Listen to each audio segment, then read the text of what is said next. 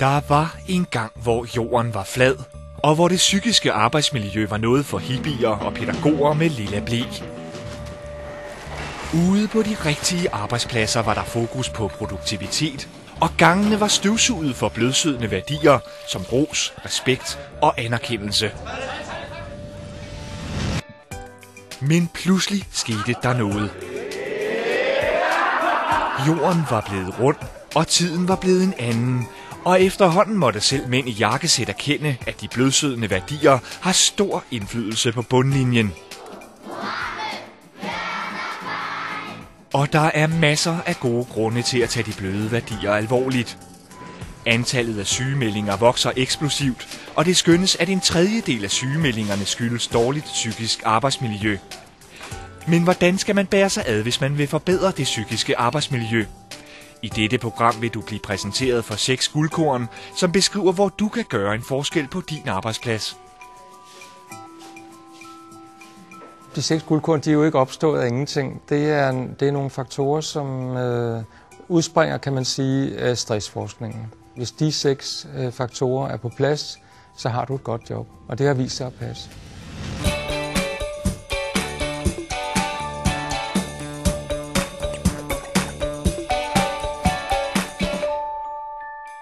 Indflydelse, det går så ud på, at du har indflydelse på dit daglige arbejde. Hvis der ikke er indflydelse i et job, så vil du miste engagementet i jobbet. Det vil de fleste mennesker gøre. Og der vil de tænke, at det er jo lige meget, jeg bestemmer alligevel ingenting. Og så vil det føre til afmagt, det vil føre til sådan en passiv holdning til sit job. Og det er der jo ikke nogen rigtig, der ønsker.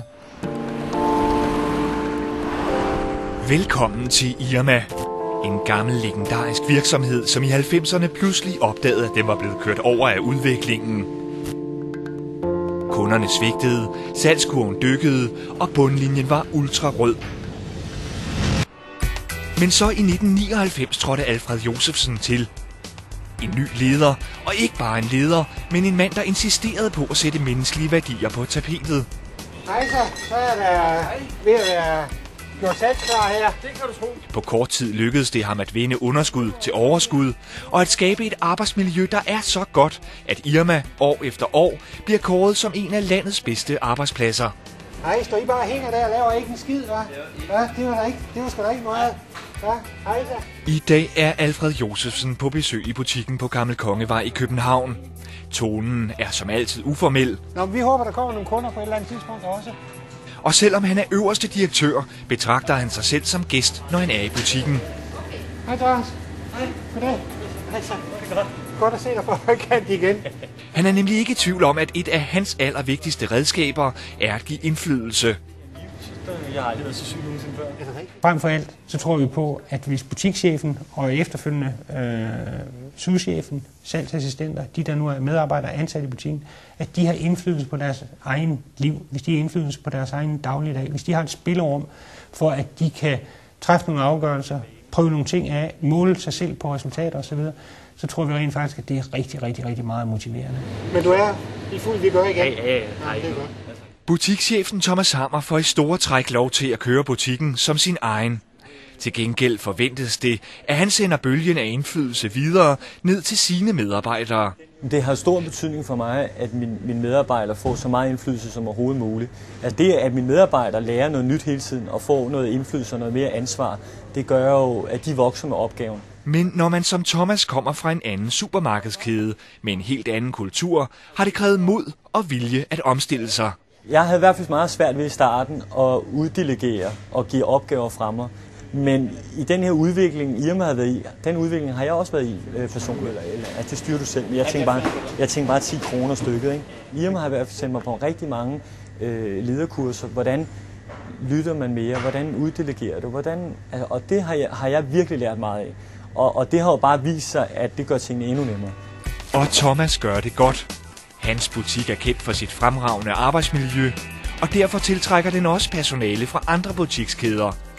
Kasper er en af dem, der har forladt sit job i en anden supermarkedskæde, for i stedet at blive elev i Irma. I forhold til at være der og så i Irma, der er meget stor forskel. Altså mere sådan salgsmæssig frihed, hvor min chef så mere eller mindre bare blander sig udenom, og så styrer jeg så det. Og det er jo, som elev, der er det jo fantastisk at have de muligheder. Så man, altså de ting, jeg tror på, man virkelig udvikler sig på, det er jo ved at få det ansvar smidt i hovedet. Og så skal vi til en helt anden verden på Gentofte Hospital. Engang en prestigefyldt arbejdsplads, men mangel på fagpersonale og stadig stigende pres har kørt arbejdsglæden i sænk. Som alle andre hospitaler var Gentofte ramt af stor personaleudskiftning og et meget højt sygefravær. Men så i 2006 fik hospitalet nok. De iværksatte en omfattende indsats for et bedre arbejdsmiljø og etablerede det, de kalder nærværsprojektet. Fravær er dyrt. Det koster vikartimer, og det koster penge, at folk ikke kommer på arbejde. Så hvis man skal prøve ikke bare at symptombehandle, hvis man sådan skal blive lidt i hospitalssproget her, så er det måske også vigtigt at forebygge.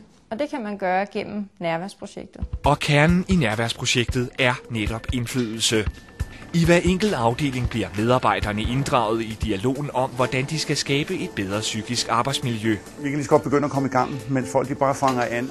I dag starter projektet op i portørgruppen, og medarbejderne skal som det første pege på de positive ting ved jobbet. Det kollegamæssigt, det fungerer rigtig godt. Ja. Kollegaer, de står sammen. Der er ikke sådan, det er stadig nogen, der ser ondt på hinanden, vil jeg sige. Altså, det er jo patientkontakten, der er det spændende. Det er jo sjovere med patienter, der gør en klub papkasser sammen. Næste trin er at få sat ord på de ting, som portørerne mener kan blive bedre. Snak med ledelsen fra selve afdelingen om, at portørerne skal være med til morgenmødet hver morgen. At det er noget, der skal indføres. Man roser hinanden. Det er der for lidt af, det glemmer man i hverdagen egentlig, ikke?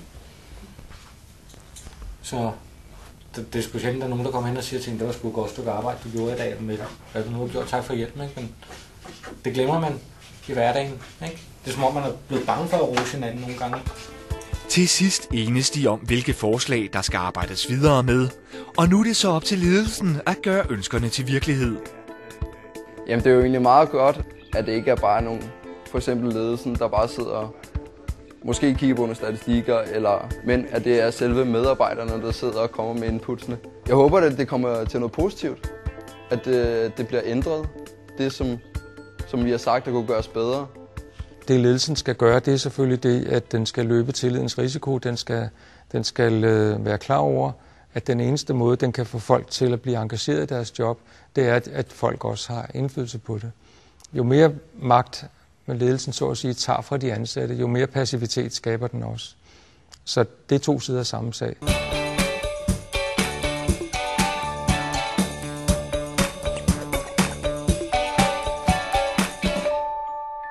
Social støtte i arbejdet, det er jo noget, som måske forekommer ret indlysende.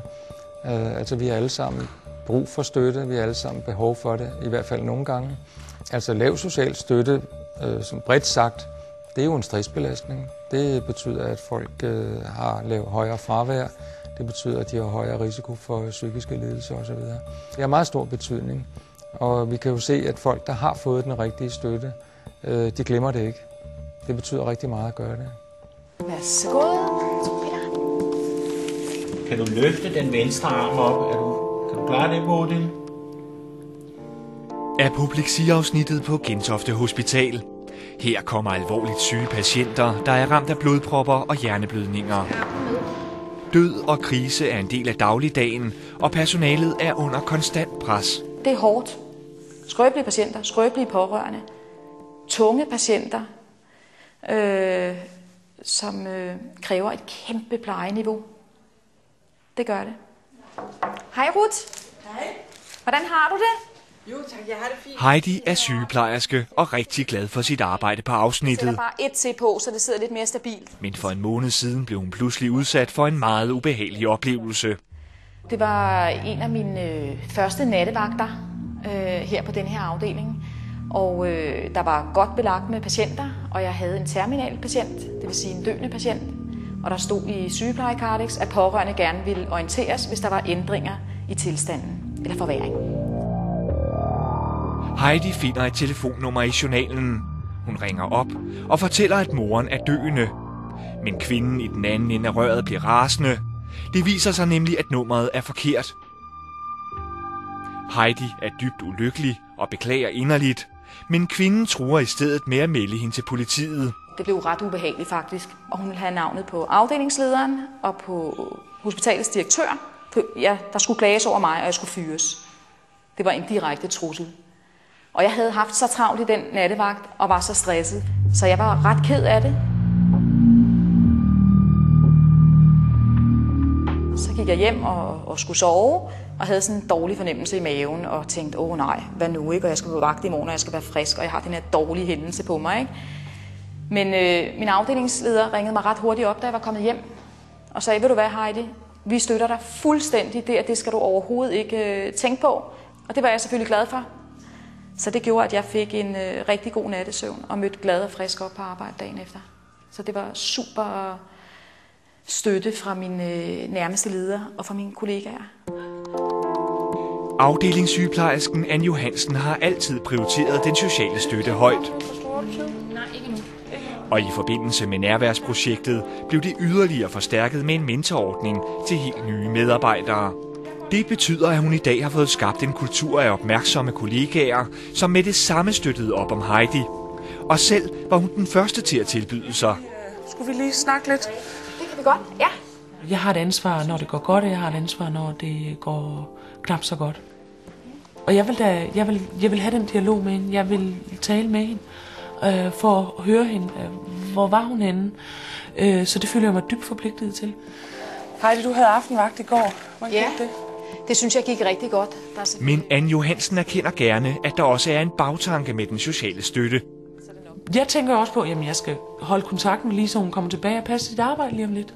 Altså, det er jo ikke fordi, at der vokser englevinger ud på min ryg, vel. Det er jo kolde kalkyler en gang imellem. Det er det jo. Det her, det er jo business lige så meget, som det er en hvilken privat virksomhed. Men det er personalepleje. Det gælder for social støtte, ligesom for de andre ting. Det skal være en del af det, vi gør alligevel. Det vil sige, når vi taler med vores medarbejdere, hvad vi jo gør tit, hvis man er leder, så skal den sociale støtte være en integreret del af det. Hvis man har fraværssamtaler, så skal de ikke være kontrolsamtaler, men netop social støttesamtaler. Altså hvis folk har et problem, så skal de jo ikke skældes ud, fordi de har et problem. Det er ikke særlig konstruktivt. Så jeg vil sige, at social støtte koster ingenting. Det er til alles afbenyttelse, og det er en rigtig god investering at bruge tid på det.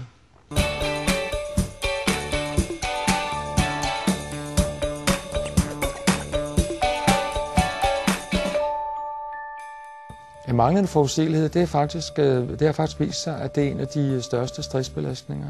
Bare et rygte, der florerer mellem de ansatte, kan f.eks. påvirke sådan noget som blodtrykket eller risikoen for en hjertesygdom. Og meget ofte sker der jo det, at folk begynder at tænke mere på sig selv end på virksomheden. De føler ikke, at der er nogen fremtid i den virksomhed, hvor der hele tiden er snak om lukning eller nedskæring.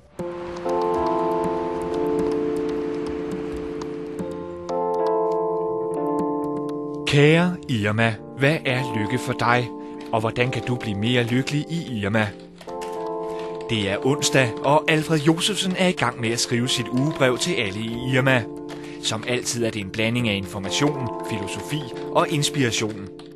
Det er jo noget, som jeg fandt på at skrive for mange år siden, da jeg faktisk lige var startet i jobbet her. Og der var det jo en situation, hvor Irma havde det rigtig dårligt. Og der skrev jeg det på daværende tidspunkt for at sprede noget lys og skabe noget gejst og noget optimisme og noget tro ved at prøve at fokusere på, hvad er det, der lykkes, hvad er det, der går godt. Sådan igennem ugebrevet at få skabt et mindset, at det kan lade sig gøre at redde Irma. Om et ganske kort øjeblik, så vil den ramme ca. 74 butikker. Go! Det er sådan en form for coaching, og sådan skubbe lidt til os og sige, hvad er det egentlig, vi render rundt og laver, og livet, og bruge det nu på at være positiv og glad, i stedet for altid at gå og være negativ. Man bliver lidt mere engageret på en eller anden måde, fordi man kan se, at han er sådan ekstra op, så giver man også selv ekstra. Altså man føler, at det er fedt, han tager det første skridt, så føler vi sgu med. Ligesom et fodboldhold har brug for selvtillid, så mener jeg også, en virksomhed har brug for selvtillid. Og det mener jeg altså, at det er spredt igennem de her ugebreve, der er spredt det med, at vi er altså på ret vej. Vi kan, vi vil, vi er stærke, vi har et godt produkt, et godt koncept, vi er en god virksomhed. Og derved mener jeg, at det er noget af det allerstærkeste, vi overhovedet har i Irma. Det er faktisk det er den her lille ugeting. Hvis man gerne vil gøre noget ved forudsigelighed, så skal man tænke på, at medicinen hedder information. Altså man skal give den rigtige information på det rigtige tidspunkt. Så man skal sige, hvad man ved, kommunikere ordentligt ud, forklare, hvis man ikke kan give ordentlig besked, hvornår man kan, og hvorfor man ikke kan.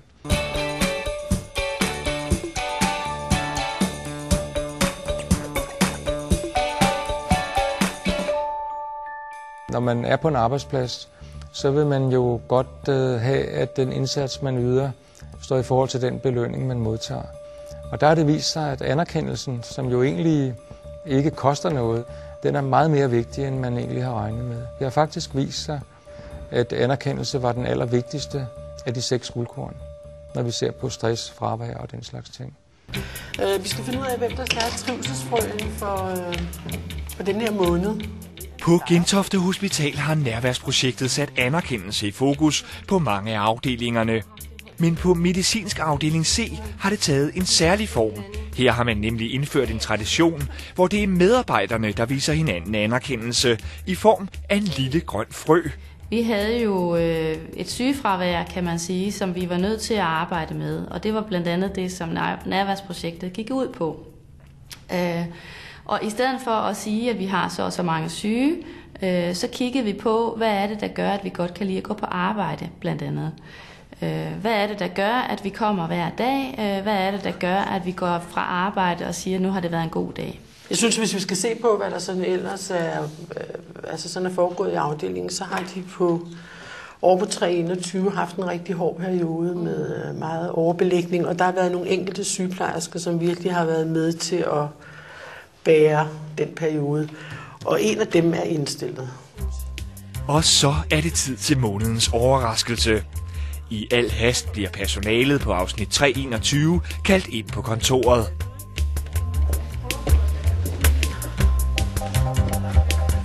Godmorgen. Jamen vi er her, fordi der er en hos jer, der har fået månedens trivselsfrø. Den her måned har vi faktisk haft rigtig mange indstillinger, men vi har valgt Birgitte. Tak for det. Og dem, der er indstillet, der altid skriver, hun tager sin rolle som vejleder meget seriøst, altid glad og positiv. Birgitte er meget omstillingsparat og kommer med de gode forslag til forbedringer i afdelingen. Birgitte er en fantastisk kollega, står der nederst. Og så skal du have den her frø. Det er æren. Tak. Jamen, jeg er sådan lidt overvældet og glad og overrasket og stolt. Det betyder jo en stor anerkendelse. Altså, det er jo dejligt at få sådan en frø, fordi at man gør et godt stykke arbejde i afdelingen. Altså, det er dejligt, at der bliver sat pris på en. Birgitte, må jeg få et billede ja. på vores nyhedsbrev? Vi kan helt klart se en forskel på vores sygefravær. Det ene sengeafsnit, hvor jeg selv har været med til at køre det her fraværs- til nærværsprojekt, der har de stort set ingen sygefravær i dag. Så det er rigtig godt. Tak skal du have. Virksomheder, der arbejder med anerkendelse og derved udvikler selvværd for medarbejderne, de får også medarbejdere, der er mere produktive og som har lavere fravær. Så der er gevinster på alle hylderne, og det koster ikke noget særligt.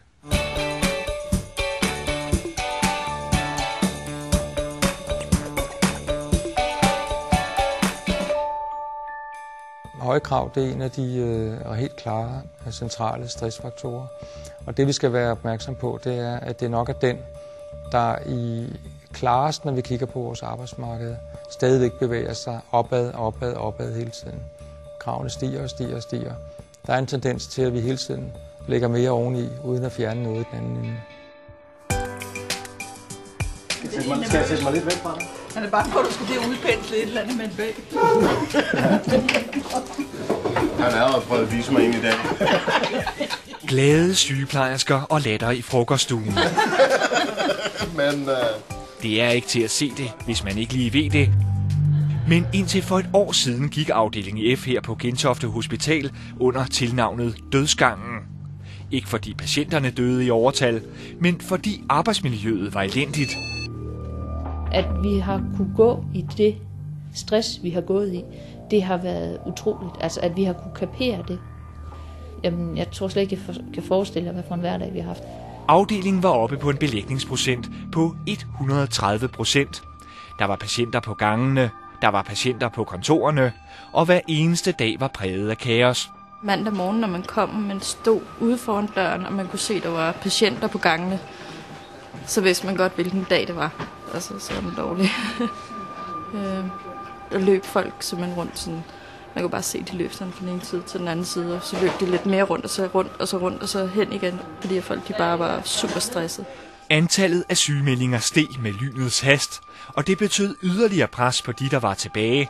Snart begyndte personalet at flygte fra stedet. Der var en stribe af sygeplejersker, der kom og løb deres vej igen, fordi det simpelthen var for hårdt, ikke? Men folk blev også trætte af at introducere folk, fordi så var de her. Nogle var her i 4-5 måneder, og så sagde de op, ikke? Og så sagde folk, nu gider vi ikke at introducere længere, fordi vi er bare til grin, ikke? Altså, de stopper jo igen. Goddag, fru Gernov. Og det dårlige arbejdsmiljø gik i sidste ende ud over patienterne. Og det er datteren? Jeg kom ind en nat med min mand, men han havde bugspytkirtelcancer, og han var så syg. Så ringede jeg på en sygeplejerske, der ville være der et par timer. Så sagde jeg, må ikke snart der kommer en læge. Så siger hun, det er ikke noget bageri, det her. Ja, det var lige til forsiden af et BT, og jeg stod med min dødssyge mand. Jeg glemmer det aldrig. Kirsten, jeg har kigget på din journal. Men så for 2 år siden skete der noget. Nærværsprojektet startede op på afdelingen og fik sat gang i en dialog om, hvad der var godt og hvad der var skidt.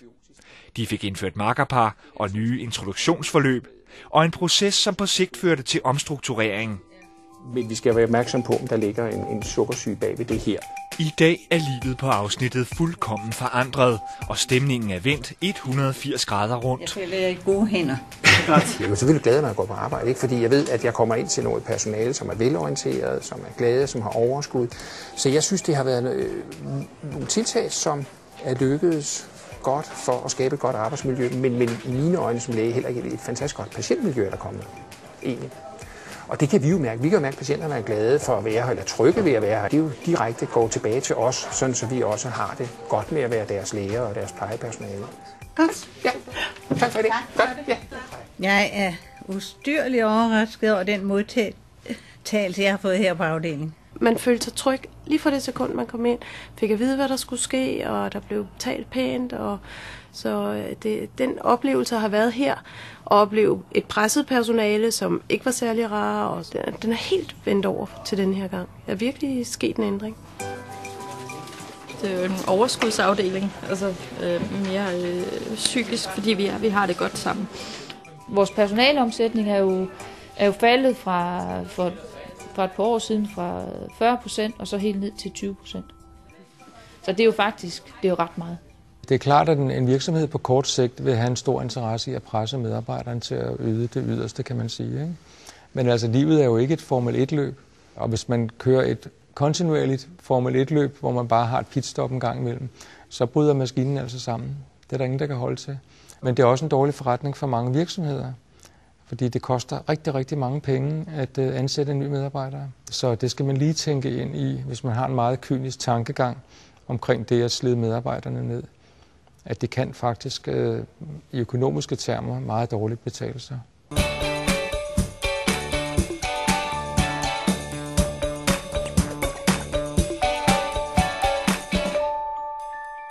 Hvad er meningen, siger man jo.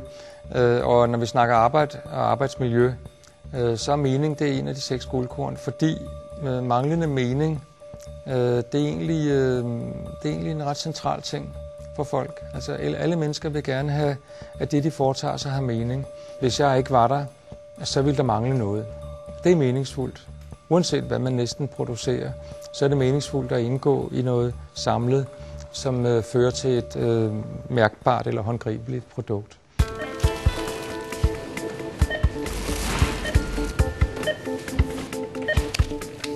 Altså, når jeg fortæller folk, f.eks. venner eller dem, hvis man møder nogen, at jeg sidder i kassen i Irma, de fleste betragter det som kedeligt og Er du forbi på hjernen, og jamen, hvor du være, det er en vanesag.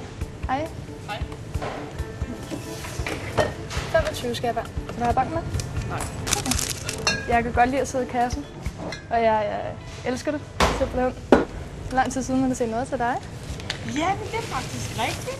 Jeg kommer tæt på kunderne og er med til at give kunderne en god dag. Og plus at de er med til at give mig en god dag. Men selvom Jeanette finder sit arbejde meningsfyldt, så husker hun tydeligt dengang hun følte, at det var dybt meningsløst.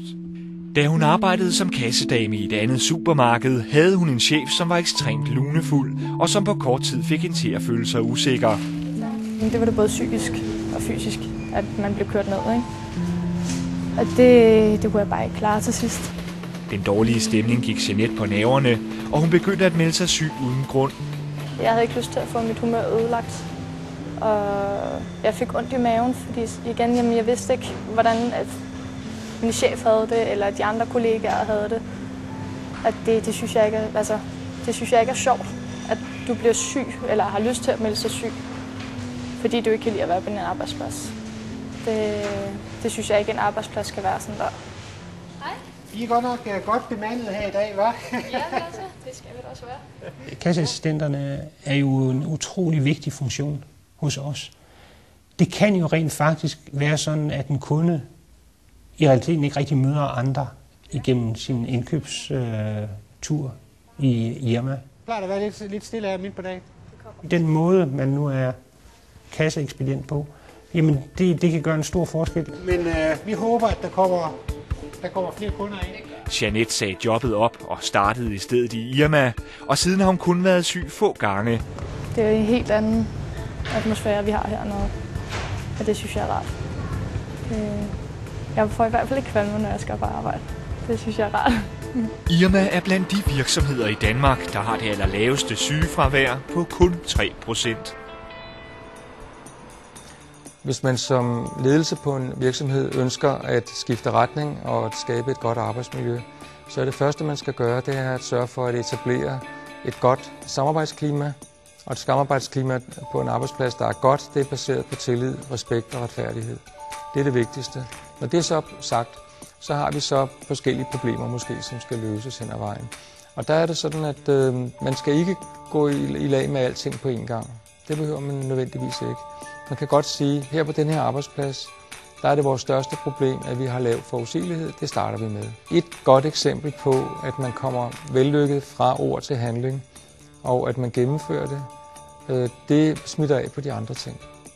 Det bliver simpelthen sådan, at folk bliver gladere for at være på en virksomhed, hvor ledelsen har demonstreret, at den sætter handling bag ordene. Så får vi en positiv spiral, som er guld værd for en virksomhed.